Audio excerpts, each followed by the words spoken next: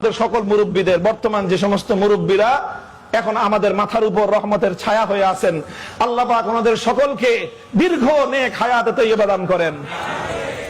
আমাদের মুহিউস সুন্নাহ মাহমুদুল হাসান হাফিজাহুল্লাহ তাআলা ফরিদাবাদ মাদ্রাসার মুহতামিম, আমাদের মুরব্বী হযরত মাওলানা আব্দুল কুদ্দুস সাহেব হাফিজাহুল্লাহ তাআলা, আমার উস্তাদে মুহতারাম হযরত মাওলানা মুফতি মনসুরুল হক সাহেব হাফিজাহুল্লাহ তাআলা ওয়া রাআ, আমার উস্তাদ, আমার গভীর ইলমের উস্তাদ, জাতীয় মসজিদ বাইতুল মুকাররমের খতিব হযরত মাওলানা মুফতি আব্দুল মালিক হাফিজাহুল্লাহ তাআলা, আমাদের উস্তাদ সমতুল্য বাংলাদেশের একজন মহিরুহ করিম ইবনুল করিম হযরত মাওলানা আরশাদ রহমানী হাফিজাহুল্লাহ তাআলা।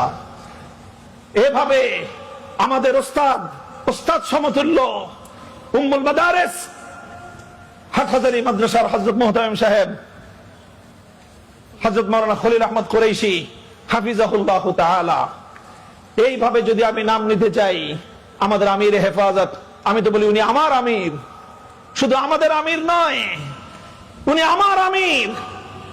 এবং ওনার বর্তমান দিলের যে জ্বলন, ওনার হৃদয়ের যে কান্না, আমার দাবি হলো ওনার হৃদয়ের সেই কান্না আমি সবচেয়ে বেশি অনুভব করি। কারণ আমার জীবনের সবচেয়ে কঠিন সময়ে 3 বছরের হাসিনার জুলুমের জিন্দানখানায় আমি অনুভব করেছি আমার হৃদয়ে সান্ত্বনার পরশ হয়ে বুলিয়ে দিত আমির হেফাজত আল্লামা শাহ মুহিবুল্লাহ বাবুনগরীর দোয়া এবং তার স্নেহের পরশ। কাজেই আমি সেই আমার আমিরের কোনদিন কোন নির্দেশ অমান্য আমি করি না। আমি ওনার হৃদয়ের জ্বলন এবং হৃদয়ের আকুতি বুঝেছি, এবং হৃদয়ের আকুতি বুঝে সেই আকুতি পূরণ করার জন্যই আমার জান কোরবান করার শপথ নিয়েছি। আমি সব কথাগুলো বলছি উম্মতের উলামায়ে কেরামকে লক্ষ্য করে বলছি। এই যে বড় বড় ইদারাগুলোর কথা বললাম, হাটহাজারী থেকে পটিয়া মাদ্রাসা, আমাদের যাত্রাবাড়ি মাদ্রাসা, আমাদের ফরিদাবাদ মাদ্রাসা, আমাদের জামিয়া কোরআনিয়া লালবাগ মাদ্রাসা, আমাদের এই সমস্ত ইতিহাসের একেবারে জ্বলন্ত এক একটা উজ্জ্বল নক্ষত্রের মতো জ্বলজ্বল করা তারকা প্রতিষ্ঠান, হাজার হাজার মুআল্লিম তৈরি করতেছেন আপনারা, যারা তালিমের মেহনতকে জিন্দা রেখেছে। হাজার হাজার মুবাল্লিগ তৈরি করতেছেন, সহিহ নাহজের উপর তাবলীগ চালাইতেছে। হাজার হাজার মুসলিম এবং মুজাক্কি তৈরি করতেছেন, খানকাগুলো চালাচ্ছে। আরো অনেক হাজার হাজার দায়ী পয়দা করতেছেন, যারা উম্মতের দাওয়াত এবং ওয়াজের মেহনতের ময়দানে মেহনত তারা করতেছেন। সব কিছু করতেছেন, কিন্তু আমার প্রশ্ন হলো ফরিদাবাদ মাদ্রাসা থেকে এই পর্যন্ত কয়জন জাতীয় পর্যায়ে নেতৃত্ব দানকারী রাজনৈতিক নেতা আপনারা তৈরি করেছেন? আমার প্রশ্ন আমার বর্তমান বাংলাদেশের উলামায়ে কেরামের মুরব্বী মুহিউস সুন্নাহ হাফিজাহুল্লাহর প্রতি। আপনার যাত্রাবাড়ি মাদ্রাসা বিশাল মাদ্রাসা, মুআল্লিম, মুজাক্কি, মুসলিহ, মুবাল্লিগ সব তৈরি হচ্ছে, দাঈ ওয়াইজ তৈরি হচ্ছে, মুহাক্কিক তৈরি হচ্ছে, কিন্তু জাতীয় পর্যায়ে রাজনৈতিক নেতৃত্ব দেওয়ার মতো কয়জন আপনি রাজনৈতিক নেতা তৈরি করেছেন? মুফতি মনসুরুল হক সাহেব হুজুর, আপনার মেধা যোগ্যতা সম্পর্কে সবচেয়ে বড় ওয়াকিফ আমি জানি। আপনার কাছে বিনীত প্রশ্ন যে আপনারা সব তৈরি করেছেন, আপনার জিন্দগির প্রায় 50 সালা মেহনতের মাধ্যমে কয়জন ব্যক্তি রাজনৈতিক ময়দানে নেতৃত্ব দিচ্ছে এবং আপনি তার সরপরস্তি করতেছেন?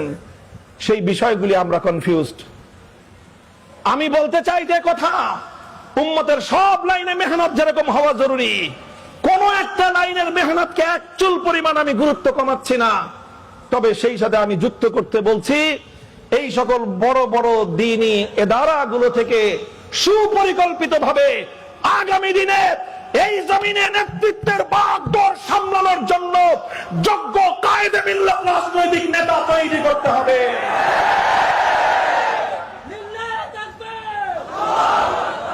যদি আমরা সেই রাজনৈতিক নেতৃত্ব প্রতিষ্ঠা করতে পারি, ইনশাআল্লাহ এই জমিনে আমাদের তালিমের মেহনত, আমাদের তাবলীগের মেহনত, আমাদের তাজকিয়ার মেহনত, আমাদের দাওয়াতের মেহনত, এই সবগুলো মেহনত শুধুমাত্র সুরক্ষিতই থাকবে না, বরং এগুলোর পরিপূর্ণ সুফল আমরা ভোগ করতে পারবো। কারো কাছে আমাদের ধর্ণা দেওয়া লাগবে না। আল্লাহর কসম খেয়ে বলি, আজ বাংলাদেশের মাটিতে যত ধরনের জনগোষ্ঠী আছে, যত শ্রেণীর মানুষ আছে, আমাদের এই দেশের ওলামায়ে হাক্কানি ওলামায়ে দেওবন্দীদের কাছে দ্বীন এবং মিল্লাতের জন্য ওয়াকাতরে রক্ত দেওয়ার জন্য প্রস্তুত যেই জনগোষ্ঠী আছে, সেই জনগোষ্ঠী বিএনপি, আওয়ামী লীগ, এমনকি জামাতে ইসলাম সহ কোন রাজনৈতিক দলের কাছেও এইরকম ম্যান পাওয়ার নাই।